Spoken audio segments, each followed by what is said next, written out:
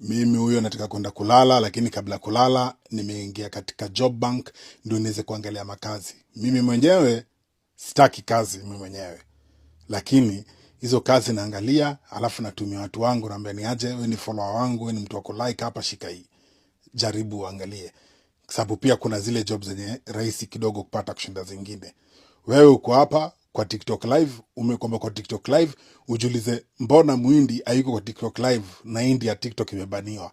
Wewe uko kwa TikTok live, Muhindi yeye ako kwa jobbank.gc.ca anatafuta kazi vile atajenga maisha yake. Habari ndio hiyo. Hebu angalia hii kazi rahisi sana, hii kazi mzuri. Haya. Chano ni kitu interesting sana hapa. Hii job inaitwa construction laborer. Construction laborer, ukiangalia vizuri, ni job yenye mtu analipwa $45 an hour.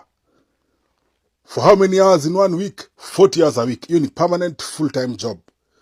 $45 an hour for 40 hours a week. Tukienda kwa calculator, unaangalia $45 an hour, ukipiga na 40 hours kwa wiki, inakupatia 1,800 Canadian dollars.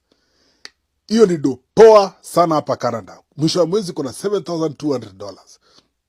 Sasa ukipata $7,200, hata useme unalipishwa ushuru pamoja na marent, umetoa 3,000, ukabaki na 4,200. Bado nayo ni do poa sana hapa Canada, unaishi do vizuri sana. Wacha vile watu wanasema Canada ni expensive. Hakuna expensive hapa. Utoe 1,000 useme ni pesa yako ya kutumia kawaida nini, ubaki na 3,200. MP mgani anabaki na 3,200 kwa mshahara yake? Wewe labda ujiingize kwa makosti za upuzi ndio unashindwa kumaintain mshahara wako, unasema Canada ni bei kali. Otherwise hakuna kitu kama hiyo. Hii ni pesa poa sana yenye unaziishi nayo. Hii ni pesa poa sana unaziishi nayo. Acha turudi kwa hiyo job. Job yenyewe ukiangalia poa, wanakuambia hapo chini unaona hii sign ya yellow. Labda ukiona sign ya yellow inasema nini? The employer has applied for labor market impact assessment LIMA, to hire a foreign worker to fill in skills shortages on a temporary basis. Yani wewe ndio foreign worker. If you don't know, now you know.